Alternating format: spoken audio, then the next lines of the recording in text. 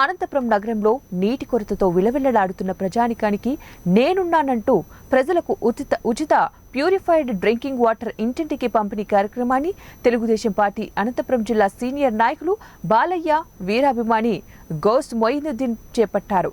గత 20 రోజులుగా అనంతపురం నగరంలో నీటి కొరతతో తీవ్ర ఇబ్బందులు పడుతున్న నగర ప్రజలకు ఇంటింటికి ఉచిత మంచినీటి ట్యాంకులను ఏర్పాటు చేశారు.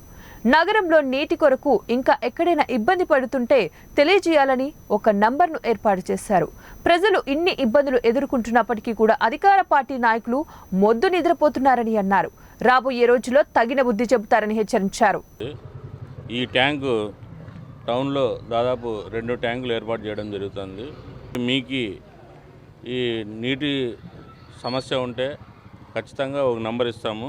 ఆ నంబర్కి ఫోన్ చేసి 9100148644 ఈ నెంబర్కి ఫోన్ చేస్తే మీకు ట్యాంకులు వస్తాయి. ఈ నీటి ఉచిత డ్రింకింగ్ వాటర్ని సరఫరా చేస్తున్నాం కాబట్టి మీరు దీన్ని సద్వినియోగం చేసుకోవాలని తెలియజేస్తున్నాం. ముఖ్యంగా మేము చూసాం, దాదాపు 20 రోజుల నుంచి అనంతపురంలో నీటి సమస్య ఉంది. ఎంత నీటి సమస్య అంటే ఇంతవరకు ఈ నీటి సమస్య ఎప్పుడు లేదంత నీటి సమస్యను సృష్టించారు.